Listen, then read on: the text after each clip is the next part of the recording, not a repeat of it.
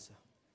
Seigneur Jésus, merci Seigneur pour ta grâce, merci pour ta présence Seigneur ce matin dans nos vies. Merci Seigneur parce que tu es présent au milieu de nous et tu es déjà en train d'agir dans nos cœurs, dans nos vies. Père, nous nous présentons devant toi, que ce soit moi ou Kyria, Seigneur, afin que ce soit ton esprit qui nous conduise, que quand tout ce qui va être dit et fait, Seigneur, que ce soit par les signes ou par ma bouche, Seigneur, que ça vienne du ciel, c'est ce que nous désirons, que ce ne soit pas une parole d'homme, mais que ce soit une parole de ton cœur de Père, parce que tu nous aimes tous également, Seigneur, et que tu as quelque chose à nous dire de très précieux, que tu veux qu'on garde et qu'on développe dans nos vies. Alors, Seigneur, eh bien, parle au travers de nous, Seigneur, et que, Seigneur, chacun d'entre nous, nous soyons fortifiés, dirigés, conduits. Merci, notre Dieu, de prendre toute la direction. Gloire à toi, Jésus. Amen. Amen. Alors, votre pasteur m'a dit que j'avais le temps de prêcher ce matin. Est-ce que vous êtes liés par votre montre? Je prie pour que le Seigneur délie l'église de la montre. Je dis ça, c'est une parenthèse. Vous savez, je suis quelqu'un qui bouge beaucoup. Alors, je ne sais pas si vous me filmez ou pas ce matin, on ne m'a pas dit, donc tant mieux. Mais en fait, dans l'église où je suis, une fois, il y a un frère responsable qui me dit « Ah, David, moi, ce qui m'énerve, c'est que tu termines les cultes en ce moment vers 12h30, presque 13h. » J'espère que ce n'est pas ton cas ce matin. Alors, je dis « Attends, je vais venir te voir. » Donc, je suis venu voir à la maison. Il était assez remonté, comme ça peut arriver parfois. Et puis, je lui ai dit « Tu sais, mon frère, le problème qu'on a, c'est qu'on est lié par la montre. » Mais si on regarde bien, la vie de l'esprit, ce n'est pas la montre. Ce n'est pas à nous de faire entrer Dieu dans notre cadre, mais c'est à nous de rentrer dans son cadre à lui. Et en fait, je comprends que tu puisses avoir peut-être bien un rendez-vous à midi, midi et demi, recevoir des gens chez toi, mais tu es libre de rentrer, de sortir. L'église, c'est la liberté, il n'y a pas de jugement. Simplement, ceux qui veulent rester là et recevoir bien, plus de Dieu, bien, ils peuvent rester là aussi. Voilà, qu'il y ait cette liberté. Alors, chacun est libre. Et puis, 15 jours après, on faisait une recherche dans le baptême du Saint-Esprit. C'était le thème de la journée. Et puis, à midi, j'ai dit, voilà, frères et sœurs, moi, je vous invite à partir pour ceux qui doivent partir. Mais pour ceux qui veulent rester, qui veulent chercher eh bien, la présence du Saint-Esprit dans leur vie, qui ont faim et soif de Dieu, vous pouvez rester. Et puis, je m'attendais à ce qu'il se lève avec toute sa famille, qui s'en aille. Et puis, en fait, il est resté. Et il a fait l'effort de rester. Et puis, on est resté là, et on n'a même pas mangé, en fait. Et on n'a pas vu le temps passer. Et on a terminé, il était 2h30 de l'après-midi. Mais entre-temps, Dieu avait délivré, il avait guéri, il avait renouvelé, il avait baptisé du Saint-Esprit. Et ce frère, j'étais le voir à la fin, et puis je lui dis, alors mon frère, comment ça a été? Il me dit, David, il nous faut d'autres cultes comme celui-là. Depuis ce jour-là, je trouve qu'il est calme dans l'église, qu'il est heureux, il est épanoui. Et j'espère pour toi ce matin que tu as cette aspiration du cœur. Que tu n'es pas venu ici en disant, oh, à midi, ça suffit. Je regarde l'heure toutes les 5 minutes, vivement midi que je rentre chez moi. Si tu es dans cet état d'esprit, tu ne recevras rien. Oh, je t'ai refroidi. Au contraire, ce que je veux t'apporter ce matin, c'est le thème, c'est « Il y a toujours plus avec Dieu ». Il y a toujours plus, mais ça dépend de toi. Dieu nous a donné cette capacité maintenant, en tant qu'enfant de Dieu, eh bien, d'aller toujours plus loin avec lui. Connais-tu le programme de Dieu pour ta vie? Connais-tu le plan de Dieu pour ta vie? Sais-tu ce qui te réserve là dans 5 minutes au moment où je vais parler? Tu n'en sais rien.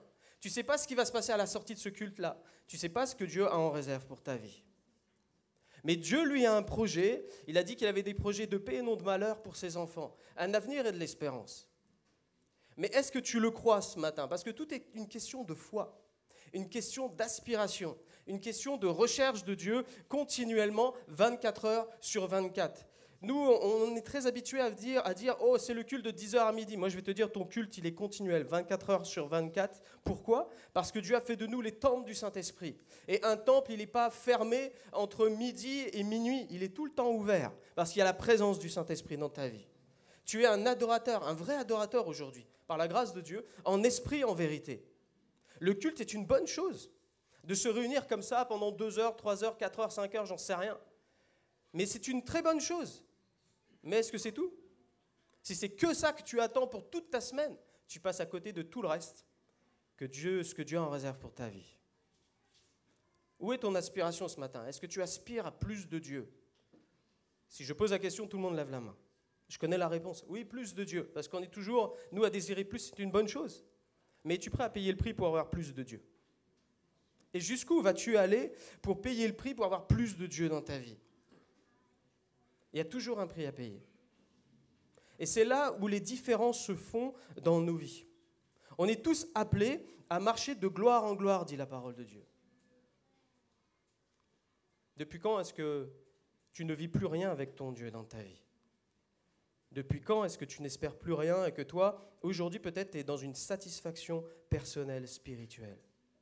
Vous savez que d'être satisfait spirituellement, je dis satisfait, je ne dis pas content, je dis satisfait. Ça veut dire que quand on est satisfait, eh bien, parfois, on peut s'arrêter là et dire, c'est bon, j'attends le ciel maintenant.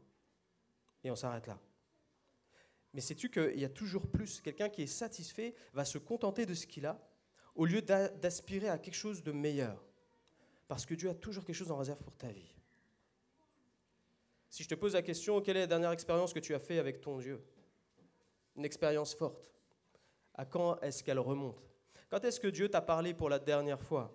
Est-ce que ce matin, en te levant, en arrivant au culte, Dieu a déjà déposé une parole sur ton cœur? Est-ce que tu as cette relation vivante avec ton Dieu? Tout va découler de là. Es-tu satisfait de ta position ou est-ce que tu désires plus? Vivre une vie qui va glorifier Jésus-Christ de part en part. Ou est-ce que pour toi, tu as ta petite vie, tes habitudes, et tu vis tranquillement ta vie spirituelle, ta vie chrétienne, tu aimes le Seigneur, on ne peut pas en douter. Mais pour toi, c'est bien, ça suffit. Si tu es dans cette dimension-là, alors ta vie va être terne. Et elle risque même de tiédir. Alors qu'un enfant de Dieu, c'est quoi le principe qui va s'installer dans sa vie dès sa nouvelle naissance? C'est de vivre des choses extraordinaires avec son Dieu, qui sont la normalité chrétienne en vrai. Extraordinaire pour le monde, mais nous c'est naturel. De vivre dans tout ce que Dieu veut nous proposer, qui vient directement de son royaume dans nos vies. J'aimerais qu'on prenne juste un texte, Matthieu 13, 44, on aura plusieurs lectures. Matthieu 13, 44. Je vous invite à prendre votre Bible. Je ne sais pas si ici ça s'affiche automatiquement. Je sais que chez moi, mon responsable vidéo, il est très réactif. Parce que parfois, j'ai des versets qui viennent comme ça, il est obligé de les afficher dans la prédication, je n'ai pas prévu. Donc voilà, Matthieu 13, 44, un truc très simple que Jésus-Christ est en train de dire. Il dit le royaume des cieux, je ne sais pas si vous l'avez déjà, Matthieu 13, 44, le royaume des cieux est encore semblable à un trésor caché dans un champ. L'homme qui l'a trouvé le cache, et dans sa joie, il va vendre tout ce qu'il a et achète ce champ. Amen. Le royaume des cieux est semblable à un trésor caché dans un champ. La grâce de Dieu, nous l'avons nous aussi découvert, cherché peut-être, et puis c'était comme un trésor devant nos yeux. Ce trésor-là, quand nous l'avons découvert, quand nous avons découvert Jésus-Christ, ça a été quelque chose qui a comblé notre cœur. Rappelle-toi, ce matin, fais un flashback, un comeback, comment tu as découvert Jésus-Christ et ce que Jésus a fait dans ta vie à ce moment-là, ce jour précis où tu as rencontré Jésus-Christ. Qu'est-ce qui s'est passé? La même chose s'est passée pour tous les enfants de Dieu. Quand tu as donné ta vie à Jésus-Christ, premièrement, tes péchés ont été pardonnés. Tu as senti le fardeau de ton âme s'enlever de ta vie, et puis tu as reçu le Saint-Esprit en toi, et tu as été une nouvelle créature. Tout d'un coup, tes yeux se sont ouverts et tu as dit, mais c'est merveilleux d'être avec Jésus. Tu as senti une paix profonde, la paix du Saint-Esprit que tu n'avais jamais connue, qui est venue dans ton âme, dans ton cœur. Non seulement la paix de Dieu, mais tu as ressenti la joie du salut. De dire, je suis sauvé, mon nom est inscrit dans le livre de vie et plus jamais ma vie sera la même. Oui ou non? Qui a vécu ça ici? Je suis tout seul? Gloire à Dieu. Rappelle-toi ce jour-là. Comment tu étais bouillant. Comment, quand tu allais à l'église, tu dévorais la parole de Dieu. Comment tu rentrais chez toi, tu prenais la Bible et tu étais là à dévorer toute la parole. On ne pouvait pas t'arrêter. Les gens pouvaient te dire, viens en soirée ce soir. Tu as dit, non, moi j'ai autre chose à faire.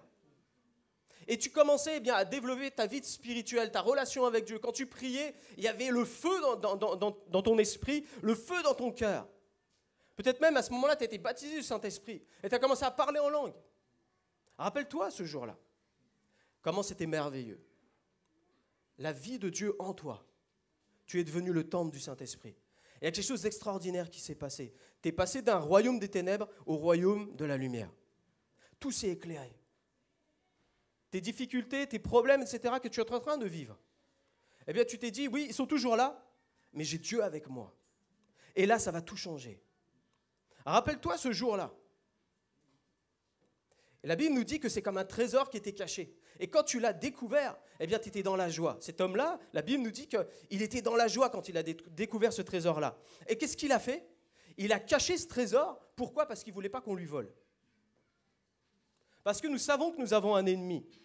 Parce que la Bible nous dit que le voleur ne vient que pour dérober, égorger, détruire ce que Dieu, lui, veut mettre dans la vie de ses enfants. Et cet ennemi-là, c'est quelqu'un qui rôde et qui veut tout détruire. Cet homme-là va cacher ce trésor-là et va commencer dans sa joie, la Bible nous dit quoi? À aller vendre tout ce qu'il a. C'est quoi cette image-là? C'est-à-dire, c'est le jour où tu as dit, je donne tout à Dieu, je veux le suivre, je porte ma croix, et là où il va dire d'aller, j'irai, parce que j'aime mon Sauveur. Il est tout pour moi. Aujourd'hui, je suis esclave de Christ. C'est plus moi qui vis, c'est Christ qui vit en moi. Et mes aspirations sont ses aspirations. Sa volonté, c'est ma volonté. Aujourd'hui, je me soumets à lui parce que c'est mon Seigneur. Je vends tout. Je donne ma vie. Et on est passé par là. Cet homme-là, quand il a tout vendu, qu'est-ce qu'il va faire? Il va acheter ce champ pour prendre ce trésor-là. Et c'est ce qui va se passer. Nous avons reçu la grâce de Dieu dans notre vie. Mais moi, j'aimerais aller plus loin que le texte.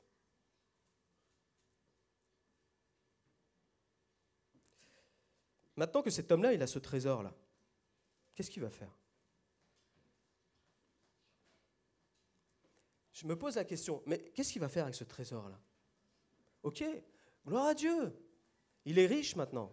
Sa vie va changer. Il a tout pour être heureux, comme on dit dans ce monde-là. Il est comblé. Mais il n'a pas qu'un trésor.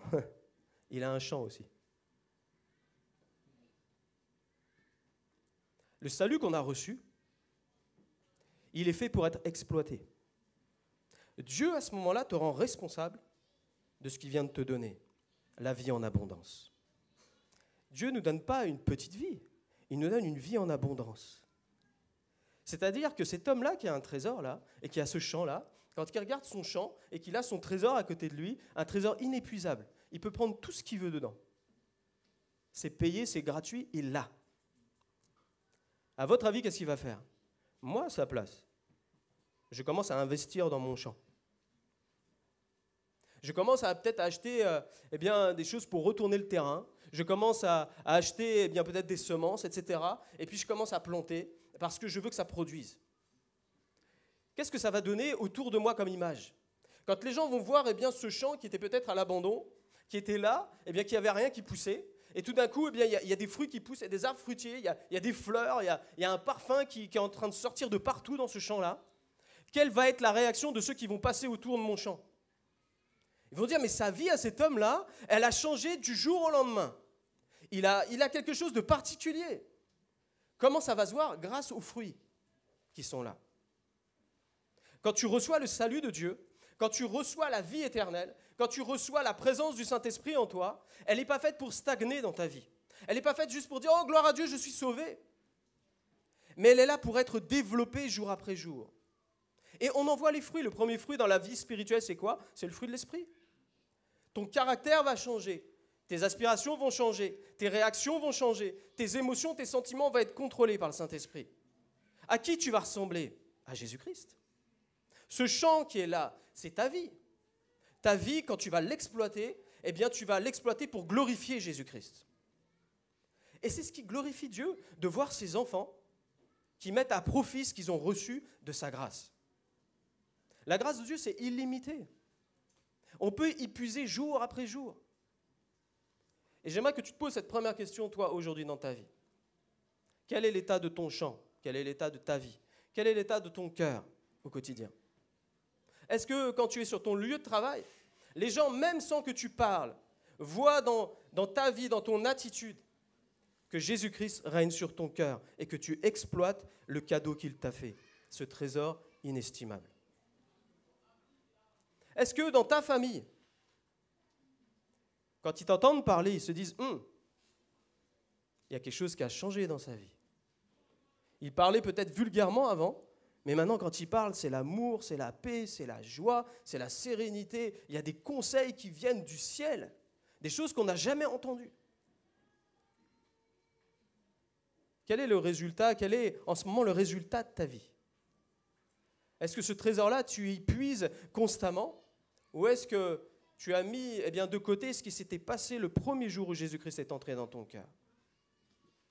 Ou est-ce qu'aujourd'hui, ton champ, là, il est plutôt à l'abandon, il y a même des ronces et des épines, et il y a des choses qui y poussent qui ne devraient pas être là?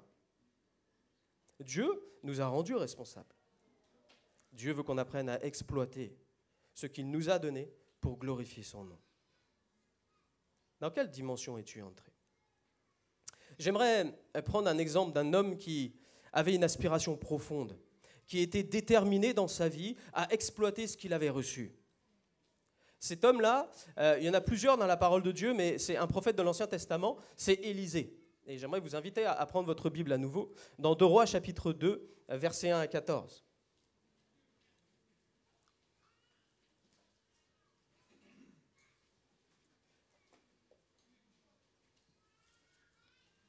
2 Rois chapitre 2, versets 1 à 14.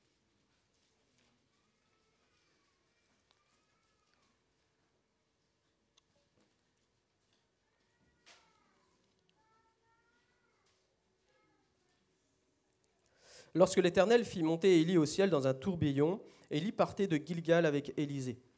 Élie dit à Élisée, « Reste ici, je te prie, car l'Éternel m'envoie à Béthel. » Élisée répondit, « L'Éternel est vivant et ton âme est vivante, je ne te quitterai point. » Et ils descendirent à Béthel. Les fils des prophètes qui étaient à Béthel sortirent vers Élisée et lui dirent, « Sais-tu que l'Éternel enlève aujourd'hui ton maître au-dessus de ta tête ?» Et il répondit, « Je le sais aussi, taisez-vous. » Élie lui dit, « Élisée, reste ici, je te prie, car l'Éternel m'envoie à Jéricho. » Il répondit, « L'Éternel est vivant et ton âme est vivante, je ne te quitterai point. » Et ils arrivèrent à Jéricho. Les fils des prophètes qui étaient à Jéricho s'approchèrent d'Élisée et lui dirent, « Sais-tu que l'Éternel enlève aujourd'hui ton maître au-dessus de ta tête ?» Et il répondit, « Je le sais aussi, taisez-vous. » Élie lui dit, « Reste ici, je te prie, car l'Éternel m'envoie au Jourdain. » Il répondit, « L'Éternel est vivant et ton âme est vivante, je ne te quitterai point. » Et ils poursuivirent tous deux leur chemin. 50 hommes d'entre les fils des prophètes arrivèrent et s'arrêtèrent à distance vis-à-vis, et eux deux s'arrêtèrent au bord du Jourdain. Alors Élie prit son manteau, le roula, et en frappa les eaux, qui se partagèrent çà et là, et ils passèrent tous deux à sec. Lorsqu'ils eurent passé, Élie dit à Élisée, « Demande ce que tu veux que je fasse pour toi, avant que je sois enlevé d'avec toi. » Élisée répondit, « Qu'il y ait sur moi, je te prie, une double portion de ton esprit. » Élie dit, « Tu demandes une chose difficile. Mais si tu me vois pendant que je serai enlevé d'avec toi, cela t'arrivera ainsi. Sinon, cela n'arrivera pas. » Comme il continuait à marcher en parlant, voici un char de feu et des chevaux de feu les séparèrent l'un de l'autre. Et Élie monta au ciel dans un tourbillon. Élisée regardait et criait, mon père, char d'Israël et sa cavalerie. » Et il ne le vit plus. Saisissant alors ses vêtements, il les déchira en 2 morceaux, et il releva le manteau qu'Élie avait laissé tomber. Puis il retourna et s'arrêta au bord du Jourdain. Il prit le manteau qu'Élie avait laissé tomber, et il en frappa les eaux, et il dit, « Où est l'Éternel, le Dieu d'Élie ?» Lui aussi, il frappa les eaux, qui se partagèrent çà et là, et Élisée passa. Amen. Élisée, quand on prend le début de sa vie, c'est quoi? C'est un appel prophétique. C'était celui qui allait remplacer le grand prophète d'Israël à cette époque-là, Élie. Et Élisée avait une grosse responsabilité sur ses épaules. Il avait reçu la vie de l'Esprit. Et à partir de là, cet homme-là va vouloir développer ce qu'il a reçu. Devant lui, il y a tout un pays à apporter, à diriger, suivant la parole de Dieu. Une grosse responsabilité. À partir de là, il reste scotché à Élie, on le voit là. Il est tout le temps avec le prophète Élie. Pourquoi? Parce qu'il veut capter le maximum de choses, d'enseignements de sa vie. Il veut voir comment il prie, il veut entendre, il veut saisir, il veut voir les miracles qu'il fait. Pourquoi? Parce qu'il veut être enseigné. C'est le propre d'un disciple. Nous sommes disciples de Jésus-Christ et nous sommes appelés à être enseignés au quotidien. Et Élisée, cet homme-là arrive dans un moment très particulier d'Élie. Élie sait qu'il va être enlevé, il va quitter la terre. Et Élie, qui est un homme qui fait le tour toujours des villes où il y a des écoles de prophètes, en fait, Élie va partir et lui dit, voilà, nous sommes à Gilgal, et moi, je dois partir maintenant à Béthel. Déjà, Gilgal, c'est quoi? Gilgal, c'est le nom de cet endroit qui veut dire « la honte a été roulée ». C'est-à-dire, c'est l'endroit précis où le peuple d'Israël a passé le Jourdain, est entré au pays de Canaan, s'est installé, et puis à partir de là, ils ont donné à cet endroit-là le nom, notre honte a été roulée, c'est-à-dire notre esclavage est terminé. Ça, c'est l'image de la croix. Nous sommes passés des ténèbres à la lumière, nous sommes sauvés. Ça, c'est le démarrage de toute la vie chrétienne, de toutes nos vies à nous ce matin. Nous avons tous reçu cela. Mais le reste à faire. Élie va dire, moi je m'en vais à Bethel. Reste ici. Élisée dit, non, moi je reste avec toi. Je n'ai pas l'intention de m'arrêter simplement là où je suis bien, à Gilgal, au salut que j'ai reçu, à l'appel que j'ai reçu. Ça ne me suffit pas. Peut-être toi ça te suffit ce matin, mais Dieu t'appelle à plus. Et Élie, va lui dire, reste ici. Et ça va le pousser dans ses retranchements à dire, non, j'en veux plus. Vous savez que la parole de Dieu nous dit, ce sont les violents qui s'emparent du royaume. Si tu ne sais pas être violent avec toi-même, dans ta vie spirituelle, tu vas stagner à coup sûr. Tu peux même rétrograder. C'est dangereux. Un chrétien, un enfant de Dieu désire toujours plus. Et cet homme-là, Élie va aller où? À la ville de Bethel. Bethel, c'est quoi? C'est la maison de Dieu. C'est ça son nom. Maison de Dieu. Maison de Dieu, pourquoi? Qui a donné ce nom-là? C'est Jacob. Jacob, vous savez, vous connaissez son histoire, on en a parlé dimanche dernier pour ceux qui étaient là. Jacob, c'était quelqu'un qui avait le nom de voleur. Imaginez, dans la rue, on passe, « Hey, Jacob !» Ça veut dire « Hey, voleur !» Moi, je vais te dire, tu te sauves. Jacob, il avait ce passé-là, il avait cette façon d'être dans sa vie, qui était toujours quelqu'un qui fuyait, qui volait, qui usurpait les choses. Et il va arriver à un moment donné, à cet endroit-là, à Bethel, il va être là, saisi par une vision, et en même temps, quelques temps après, il y a un ange qui va combattre avec lui. Et à partir de là, comme il est quelqu'un qui va saisir à ce moment-là la grâce de Dieu, il va dire, tu peux pas partir sans me bénir. Et l'ange va lui dire, ton nom va être changé. Il va changer son nom, c'est-à-dire il change sa destinée. Changer le nom de quelqu'un, c'est cela. C'est-à-dire, il passe de Jacob à quelqu'un qui va être vainqueur. Celui qui va être quelqu'un, un leader spirituel. Quelqu'un sur qui on va copier les modèles. Cet homme-là, sa vie a été complètement transformée. Bethel, c'est le lieu de la transformation. Tu as reçu le salut, mais maintenant, tu es une nouvelle créature. La Bible nous dit dans 2 Corinthiens 5,17, celui qui est en Jésus-Christ, il est une nouvelle créature. Les choses anciennes sont passées, tout devient nouveau. Ton nom a changé, ta destinée a changé. Et tu es appelé à vivre des choses glorieuses avec ton Dieu. Et Élisée et Élie vont arriver dans cette ville-là. Et ils savent ce que ça représente. La croix, c'est ce que tu as reçu. Bethel, c'est ce que tu es devenu. Tu es devenu un enfant de Dieu. Avec des droits, oui, mais aussi avec des devoirs. Et aussi avec la présence du Saint-Esprit pour servir ton Dieu. C'est ce que tu es devenu. En fait, 2 Corinthiens 5,17, quand il dit « nous sommes une nouvelle création », en grec, c'est plutôt « nous sommes une nouvelle création en création ». Parce qu'en français, on ne peut pas représenter le grec continu. C'est-à-dire que c'est quelque chose qui est continuel. Ce n'est pas simplement « aujourd'hui, je suis une nouvelle création », ça s'arrête là. C'est « je suis une nouvelle création en création ». Constamment, je suis en évolution spirituellement. Et Élie et Élisée arrivent dans cette ville-là. Arrivés à cet endroit-là, Élie va dire à Élisée « moi, je dois maintenant aller à Jéricho, reste ici ». C'est drôle cette histoire-là. Et Élisée aurait très bien pu rester là et dire, moi je suis bien là. Je vais me développer, je vais m'installer avec les autres prophètes qui sont là et ça me suffit. Mais Élie va dire à Élisée, moi je dois partir à Jéricho. Et à partir de là, Élisée va dire, non. Moi, mon programme, c'est de te suivre et de continuer à grandir. Alors je veux capter ce que tu as à me dire jusqu'au bout. À partir de là, regardez bien le texte, il y a des prophètes qui vont dire hey, tu sais qu'aujourd'hui, Élie va s'en aller, c'est terminé pour toi. Il aurait pu être désespéré à ce moment-là et dire stop, j'arrête. Parfois, vous avez ce genre de pensée dans vos cœurs qui vient tout droit, peut-être de l'ennemi, mais aussi Dieu qui peut vous mettre à l'épreuve dans votre façon d'être avec lui. Est-ce que vous êtes déterminé? Et ça teste ton cœur. Est-ce que tu veux plus ou pas? Est-ce que tu veux me suivre jusqu'au bout ou pas? Tu as le choix. Et Élisée va dire quoi? Taisez-vous. Il y a une autorité qui est là, taisez-vous. C'est quelqu'un qui est entier, Élisée. Et il va suivre Élie jusqu'à Jéricho. Jéricho, c'est quoi? Vous connaissez l'histoire aussi bien que moi. C'est l'histoire avec Josué.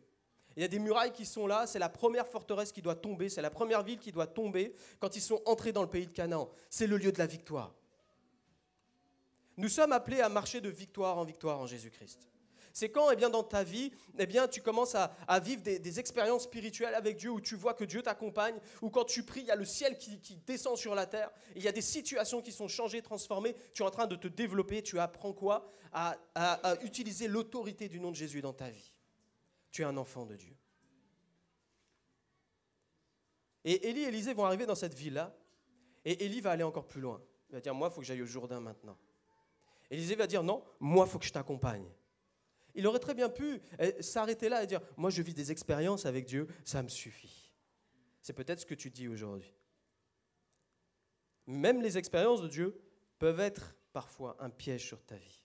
Parce que tu veux rester sur la montagne alors que Dieu veut t'emmener peut-être dans une vallée. Et puis, il faut qu'ils arrivent au Jourdain. Donc il va l'accompagner au Jourdain. Le Jourdain, c'est quoi? C'est le lieu de la séparation, c'est-à-dire le lieu du pas de foi supplémentaire. Tu ne peux pas passer le Jourdain sans l'action de Dieu. Tu ne peux pas aller plus loin, tu dois t'abandonner. Vous connaissez l'histoire d'Ézéchiel, Ézéchiel 47, où Ézéchiel va recevoir cette vision, un ange va venir le voir et va lui dire, écoute, tu vas aller à la rivière avec moi. Et puis il est marqué comme quoi Ézéchiel va mettre ses pieds dans la rivière. La Bible nous dit qu'il va avoir de l'eau jusqu'aux chevilles. Et puis il va lui dire un peu plus loin, il va lui dire, vas-y avance. Il dit, ah j'ai de l'eau jusqu'aux genoux. Et puis il va dire, mais avance encore, ah j'ai de l'eau jusqu'aux hanches. Lui aussi il a laissé 3 étapes.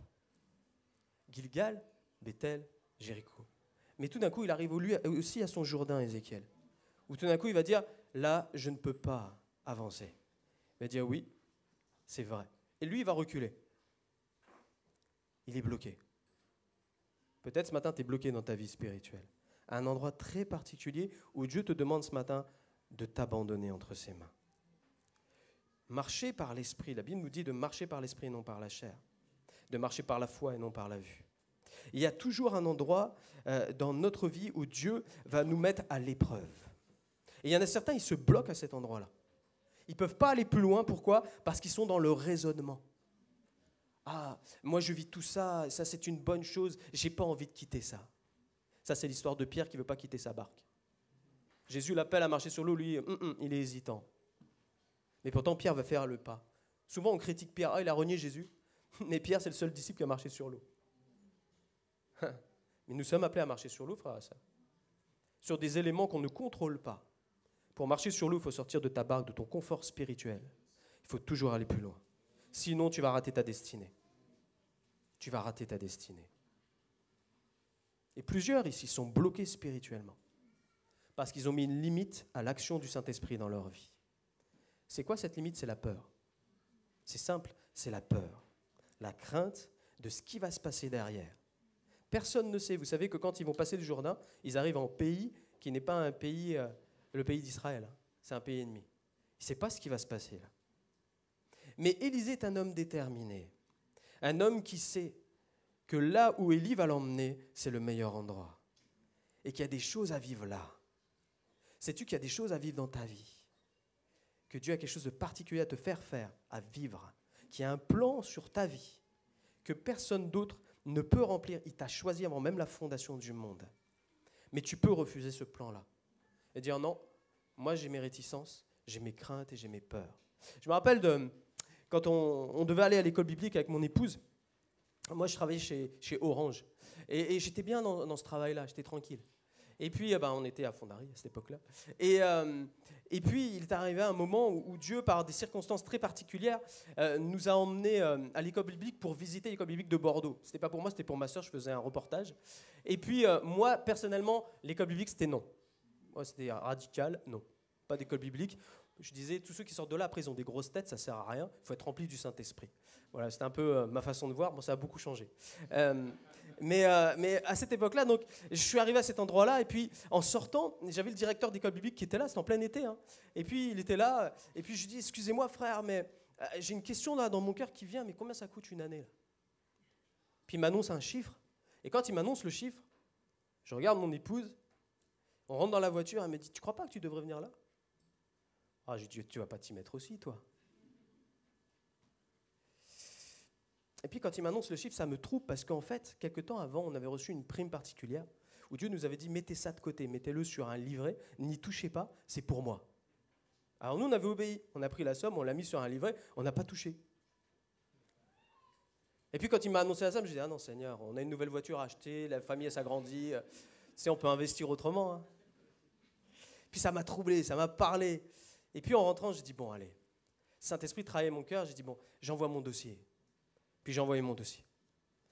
Puis j'ai dit, de toute façon, j'ai l'argent que pour une année. Ça dure 3 ans, mais moi, au bout d'un an, je rentre chez moi. C'était comme ça, c'était ma vie, un peu le rebelle. Puis j'envoie mon dossier, puis le directeur ne me répond pas. Oh, j'étais content. Vous connaissez beaucoup, vous, qui essayent une école et qui disent, ah, pourvu qu'ils ne me répondent pas. Moi, j'étais dans ce cas-là. Et puis, pendant ce temps-là, mon cœur était travaillé parce que j'avais peur. En fait, au fond de mon cœur, c'était la peur. La peur de l'inconnu. De dire, Seigneur, si tu m'ouvres la porte pour aller là-bas, mais qu'est-ce qui va se passer ? Ça va être terrible. Avec ma famille, les enfants, comment on va faire ? On n'a plus d'argent. J'abandonne le boulot, je le mets en stand-by pendant 1 an. Je pouvais faire ça avec Orange. Alors, j'ai dit, Seigneur, mais on n'aura plus d'argent, quoi. Comment on va faire ? Et puis, les questions sont restées questions. Puis, quelques temps après, le directeur envoie... j'appelle, en fait, mon directeur. Et le directeur, je dis, excusez-moi, mais je n'ai pas eu de réponse. Le minimum, c'était de me répondre et de me dire, pourquoi vous me refusez ? C'est quoi mon problème dans ma vie spirituelle ? Moi, c'était ça mon problème. Il a peut-être vu quelque chose, il faut qu'il me dise. Puis il me dit, en fait, je tombe sur un secrétaire qui dit, ah, mais il n'est pas là, il va vous rappeler. Donc après, il m'a rappelé, et puis il me dit, ah frère, pardon, j'ai oublié de vous rappeler, mais j'ai un gros problème avec vous. Waouh. J'ai dit, j'aurais pas dû poser la question, en fait.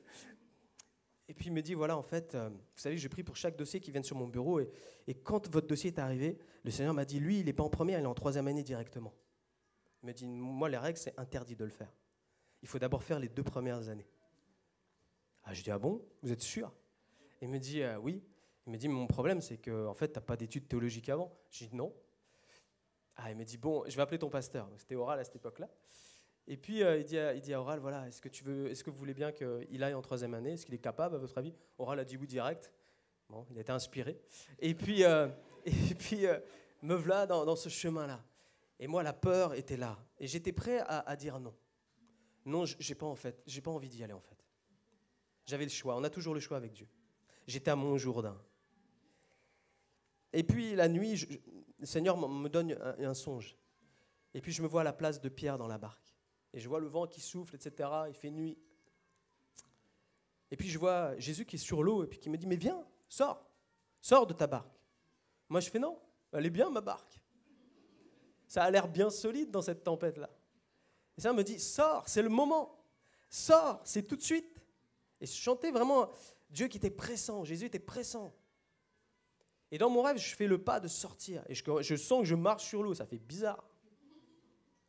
Et puis le Seigneur me dit, au bout de quelques pas, il me dit, tourne-toi maintenant. Et je me retourne et je vois ma barque qui explose. Et la tempête avait tout détruit. Il me dit, tu vois, il y a un temps. Ne rate jamais ce temps-là. Vous savez que dans la Bible, il y a plusieurs temps. Le temps chronos, c'est le temps kéros. Le temps chronos, c'est le temps qui s'écoule tranquille. C'est ce qu'on vit là en ce moment. Mais dans ce temps-là que nous vivons, Dieu peut venir te toucher là et te parler. Ça, c'est le temps kairos. C'est la révélation de Dieu qui vient. Et il y a beaucoup de temps comme ça où Dieu nous attend. Et ce matin, il y en a plusieurs qui sont bloqués ici, dans leur vie spirituelle. Pourquoi ? Parce que la peur est entrée dans ton cœur. Et pourtant, il y a un kairos dans ta vie. Et Dieu t'appelle. Et tu dis, sors de ta barque. C'est le moment, parce que tu ne sais pas ce qui va t'arriver derrière. Ça, c'est juste une parenthèse. Et Élie et Élisée vont passer ce Jourdain. Et qu'est-ce qui va se passer ? Élie va dire à Élisée, qu'est-ce que tu veux à la fin ?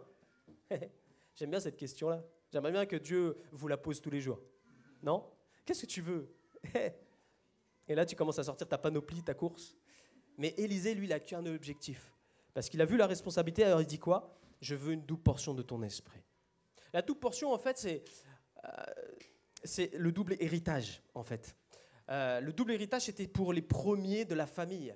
C'était comme ça qu'on disait, la double portion, c'est le double héritage. Je suis celui qui vient juste après toi, j'ai besoin de quelque chose de supplémentaire pour avancer dans ma vie.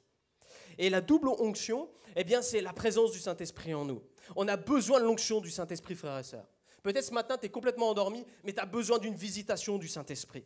Tu as besoin d'être renouvelé dans le Saint-Esprit. Tu as besoin du feu du Saint-Esprit qui descende sur toi, afin de ranimer la flamme. Parce que Dieu n'éteint jamais le lumignon qui fume encore. Dieu veut te saisir ce matin. Est-ce que tu sais ça ? Quand tu entres dans ce lieu, que tu viens adorer Dieu, attends-toi à ce que le feu descende sur ta vie. Attends-toi au meilleur de Dieu. Élisée s'y attendait, lui. Et il le désirait. de tout son cœur. Il avait foi en cela.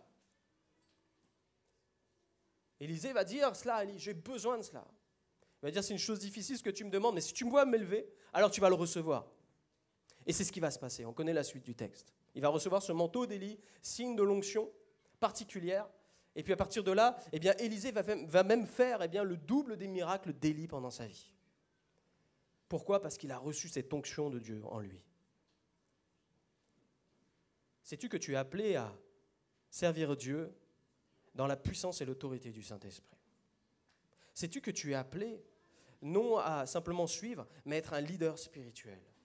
Je ne dis pas être pasteur, je dis être leader spirituel dans ta famille, dans ton lieu de travail, dans la rue. Quelqu'un qui est un modèle spirituel. Pourquoi ? Parce qu'il y a l'onction du Saint-Esprit qui doit habiter en toi. Vous savez que l'onction du Saint-Esprit fait toute la différence. Toute la différence. Tu peux ne pas parler et convaincre quelqu'un de péché, de justice et de jugement. Tout ça parce qu'il y a la présence de Dieu en toi. Combien ont vécu cela peut-être ce matin ? Moi, je l'ai vécu dans un collège où c'était une ZEP à l'époque avec que des gens difficiles. Et je gardais les toilettes du collège. Un enfant a dit, il est venu me voir, mais toi là, il y a quelque chose dans ta vie qui est différent de tous les autres qui sont en train de nous surveiller.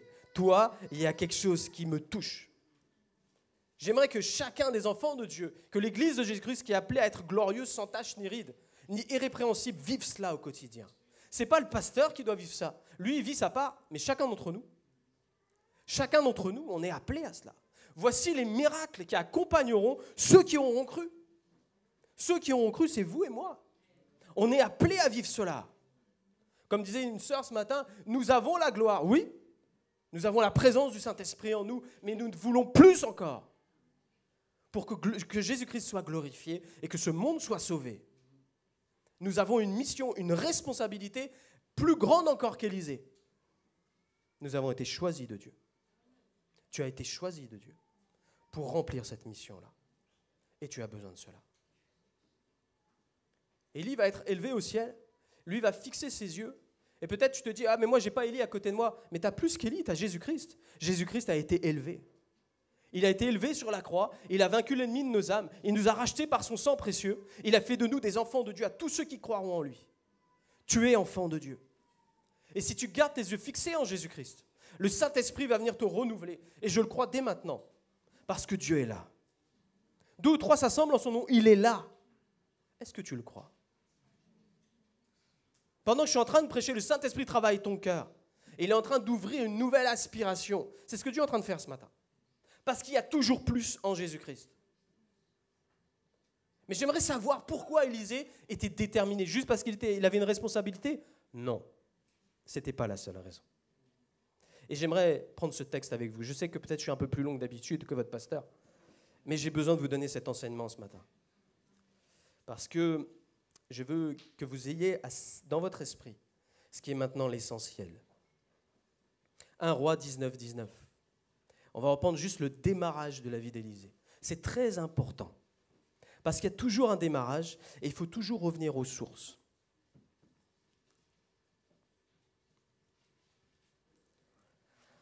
1 Roi, chapitre 19, versets 19 à 21.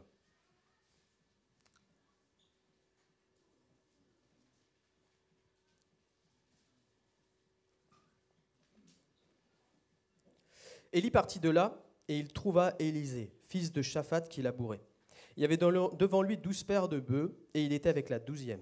Élie s'approcha de lui, et il jeta sur lui son manteau. C'est la première fois qu'il est saisi. Élisée, quittant ses bœufs, courut après Élie et dit « Laisse-moi embrasser mon père et ma mère, et je te suivrai. » Élie lui répondit « Va et reviens, car pense à ce que je t'ai fait. » Après s'être éloigné d'Élie, il revint prendre une paire de bœufs qu'il offrit en sacrifice. Avec l'attelage des bœufs, il fit cuire leur chair et la donna à manger au peuple. Puis il se leva, suivit Élie et fut à son service. Amen. Qu'est-ce qui s'est passé à ce moment-là ? Il y a eu cette phrase qui a résonné dans le cœur d'Élisée jusqu'à la fin de ses jours. Va, reviens, pense à ce que je t'ai fait. Qu'est-ce que ça veut dire ? Pense à ce que je t'ai fait. Vous savez que dans l'Ancien Testament, Dieu va dire souvent à son peuple, souviens-toi d'où tu es sorti. Souviens-toi que je suis venu te chercher dans ton esclavage. Souviens-toi que je t'aime d'un amour éternel, qui ne varie pas, qui ne change pas. Souviens-toi que je suis ton Père céleste. Souviens-toi que je suis à tes côtés. Souviens-toi que tu m'appartiens et que tu n'appartiens pas à quelqu'un d'autre. Souviens-toi que j'ai payé le prix à la croix pour te sauver. Pense à ce que je t'ai fait. Peut-être ce matin, depuis que tu marches avec ton Dieu, il y a une tiédeur spirituelle qui s'est installée en toi.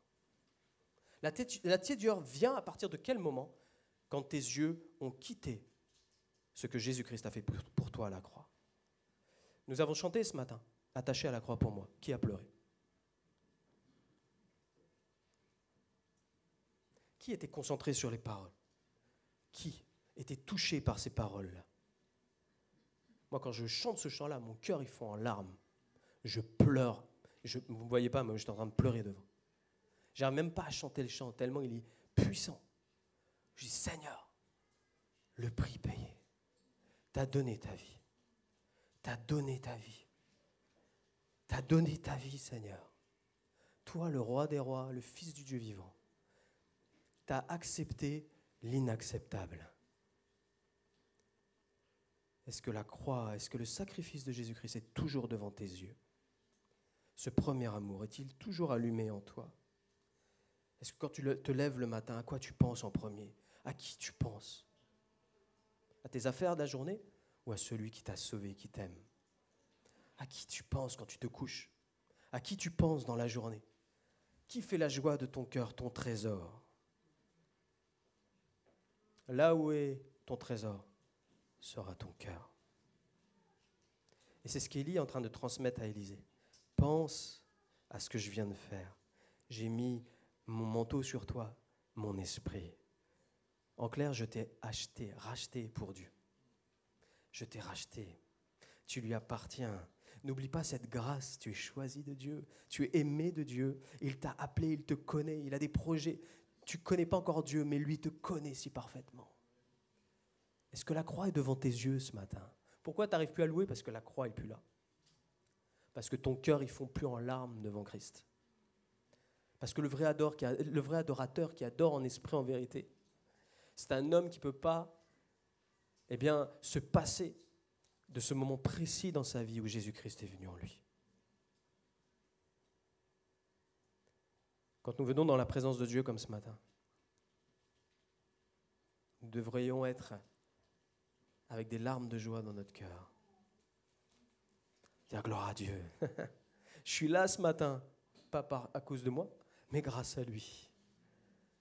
Je me remémore tout ce qu'il a fait pour moi. Où il est venu me chercher là. Complètement paumé, complètement perdu. Moi en plus j'étais suicidaire à cette époque-là, tout gamin. Quand Dieu vient te chercher là, et que son amour remplit ton cœur, et que je dis waouh, Seigneur, mais c'est incroyable. Il y a beaucoup de chrétiens aujourd'hui qui sont superficiels. Mais Dieu veut qu'on aille à l'essentiel. Dieu veut te ramener à l'essentiel ce matin. Ce n'est pas les bénédictions de Dieu que tu dois chercher, mais c'est le cœur de Dieu que tu dois chercher. Où est le vrai adorateur ce matin? Es-tu un vrai adorateur pour ton Dieu? Qu'es-tu capable de faire? Qu'es-tu capable de dépasser pour lui? Voici l'énergie d'Élisée. Il a pensé toute sa vie à la grâce qui est venue en lui, lui qui était un simple laboureur, qui n'avait aucun avenir d'autre que de servir ses parents dans un champ. Mais Dieu va lui dire, maintenant je te transfère dans un autre champ, mon champ d'Israël. Parce que ton premier champ, c'est le champ de ton cœur. Maintenant j'y habite et tu vas te développer. Quelle grâce de vivre avec Jésus-Christ. Quelle grâce.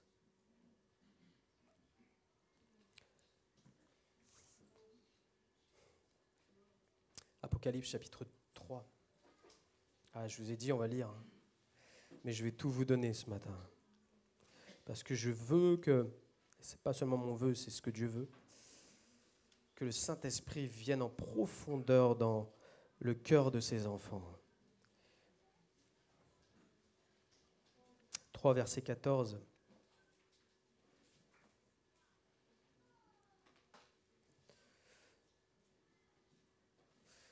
Et pour celui qui a la vidéo, tu peux déjà préparer Jérémie 4, verset 3. On terminera par celui-là. Je connais tes œuvres. Enfin, c'est écrit à l'église de Laodicée. Voici ce que dit l'Amen, le témoin fidèle et véritable, le commencement de la création de Dieu. Je connais tes œuvres, je sais que tu n'es ni froid ni bouillant. Puisses-tu être froid ou bouillant? Ainsi, parce que tu es tiède, que tu n'es ni froid ni bouillant, je te vomirai de ma bouche. Parce que tu dis, je suis riche, je me suis enrichi, je n'ai besoin de rien. Et parce que tu ne sais pas que tu es malheureux, misérable, pauvre, aveugle et nu, je te conseille d'acheter de moi de l'or éprouvé par le feu, afin que tu deviennes riche, des vêtements blancs, afin que tu sois vêtu, et que la honte de ta nudité ne paraisse pas, et un collier pour oindre tes yeux, afin que tu vois. Moi, je reprends et je châtie tous ceux que j'aime. Moi, je reprends et je châtie tous ceux que j'aime. Et donc du zèle et repens-toi. Voici, je me tiens à la porte et je frappe. Plusieurs, ce matin, sont en train de vivre cela. Vous sentez le Saint-Esprit qui travaille et qui vous parle et qui dit « Je veux revenir le maître de ta vie ». Si quelqu'un entend ma voix et ouvre la porte, j'entrerai chez lui, je souperai avec lui et lui avec moi. Celui qui vaincra, je le ferai asseoir avec moi sur mon trône, comme moi j'ai vaincu et me suis assis avec mon Père sur son trône. Que celui qui a des oreilles entende ce que l'Esprit dit aux églises. Amen. Un lourd constat pour cette église-là. Waouh, tu es devenue tiède, tu te crois riche, tu te crois belle, tu te crois bien, tu te crois arrivée. Elle se croyait, elle était dans l'illusion. Peut-être ce matin, tu es dans l'illusion. Je voudrais m'adresser à ceux peut-être ce matin qui sont là, dans cette position-là. Il n'y a pas de jugement, juste un constat. L'illusion. J'ai l'air bon chrétien, j'ai l'air spirituel. J'aimerais juste que tu te poses la question ce matin. Tu vas faire un constat personnel. Quand tu prends la Bible et quand tu pries, est-ce que tu prends la Bible et tu pries parce qu'il faut que tu le fasses, que tu dois le faire? Ou est-ce que quand tu prends la Bible et que tu pries, tu le fais parce que tu veux le faire? C'est deux choses différentes qui reflètent l'état de ton cœur si tu es tiède ou pas. Je vais insister sur ces deux verbes-là. C'est tu dois ou tu veux. Le doit, c'est quoi? C'est on m'a appris qu'il faut, alors je vais le faire parce que ma conscience m'accuse, je suis sous la condamnation. C'est-à-dire que tu vis une vie de religiosité avec ton Dieu. Il n'y a plus cet élan de cœur de dire je cherche mon Dieu, j'aime mon Dieu, je désire mon Dieu, je veux plus de Dieu, je veux entendre ta voix, je veux te connaître, je veux que tu me parles aujourd'hui, je ne veux pas commencer cette journée sans toi. Ou est-ce que quand tu prends la Bible, tu dévores la Bible comme le pain de vie? Et, j'ai faim de Dieu. Rien ne pourra m'arrêter. Ce n'est pas ma conscience qui me pousse, c'est mon cœur, mon amour. Je pense à ce qu'il a fait pour moi. Quand tu pries, est-ce que tu pries en disant « j'aime prier, j'aime être dans la présence de mon Dieu ». Parce qu'il m'inonde par le Saint-Esprit, il me parle, il me conduit près des eaux paisibles. Quand je marche dans la vallée, je ne suis pas tout seul, il est avec moi, c'est un bon berger. J'aime mon Sauveur. C'est lui la force de ma vie. Ou est-ce que tu dois louer le matin? On t'a appris qu'il faut louer le matin, le dimanche matin. Comme un bon chrétien, tu loues parce qu'il faut louer. Ou est-ce que c'est un élan de cœur, dire je veux louer mon Dieu et rien ne m'arrêtera. Je suis capable de me mettre à genoux devant tout le monde, ce n'est pas un problème parce que c'est mon cœur qui cherche son cœur. Je veux une rencontre. Fais juste ce constat sur ta vie. Si tu es dans le je peux, je dois, on m'a appris il faut, alors ce matin Dieu veut changer ton état d'esprit. Et te dire, tu es tiède, mais moi je veux te rendre bouillant. Repens-toi, saisis que je suis un Dieu qui t'aime, je suis ton Père. J'ai donné mon enfant pour toi. Je ne veux pas que tu vives avec moi de tu dois avoir la peur au ventre. Non, parce que l'amour parfait bannit la crainte. Dieu veut t'envahir de son amour ce matin, te faire redécouvrir son amour. Ça c'est hyper important. Redécouvrir l'amour de Christ dans ta vie. Pour que tu aies un nouvel élan, un nouveau zèle spirituel. C'est de là que ça découle, l'amour. Jérémie 4.3, tu peux l'afficher maintenant s'il te plaît. Jérémie 4, verset 3, et après on va prier. Car ainsi parle l'Éternel aux hommes de Juda et de Jérusalem. Défrichez-vous un champ nouveau, et ne semez pas parmi les épines. Amen. Défrichez-vous un champ nouveau. Ce matin, il y a beaucoup de choses à défricher. On a entendu plein de choses. De la part du Saint-Esprit, il y a beaucoup de choses qui ont pu toucher ton cœur. Mais Seigneur, il veut qu'on se place face à face maintenant avec lui, dans la prière. Seigneur, tu connais mon cœur, tu connais l'état de mon cœur. Tu sais si je suis tiède, tu sais si je suis froid, tu sais si je suis bouillant. Seigneur, moi je veux pas que tu me vomisses, mais je veux, Seigneur, que, entendre la voix de ton esprit ce matin, t'ouvrir grand la porte de mon cœur. Viens souper avec moi, Seigneur. Je veux que tu défriches mon cœur. Apprends-moi, Seigneur, à faire du nettoyage maintenant, que je vive pour toi et que j'aille jusqu'au bout de ma vie pour glorifier ton nom. Je ne veux pas, Seigneur, continuer mes journées, Seigneur, comme je l'ai fait jusqu'à aujourd'hui, mais je veux retrouver quelque chose de spécial avec toi. Je veux que quand on me voit vivre dans ma famille, sur mon lieu de travail, partout où je vis, qu'on te voit, toi, vivre en moi, Seigneur. Que toi, tu croisses et que je diminue. Seigneur, apprends-moi à défricher ce cœur-là qui a été empoisonné par des choses peut-être mondaines, les choses matérielles, tout ce qui m'a pu m'envahir et qui m'a éloigné de toi, Seigneur. J'ai mis mon espoir dans l'argent, c'est une erreur. J'ai mis mon espoir peut-être en quelqu'un, c'est une erreur. Mon espoir est en toi. C'est toi le centre de ma vie et je bâtis ma vie sur Christ. Frères et sœurs, on va prier maintenant. Je veux vraiment qu'on passe ce temps-là à prier. Je sais qu'il est midi, peut-être tu es en train de regarder ta montre. Et tu dis, moi je te dis, regarde pas la montre ce matin. Regarde pas la montre ce matin. Mais regarde la montre de ton Dieu ce matin. Celle qui indique, c'est le temps de la grâce. C'est le temps de la visitation du Saint-Esprit. C'est le temps du renouvellement. C'est le temps où Dieu va abattre dans ta vie des forteresses de peur.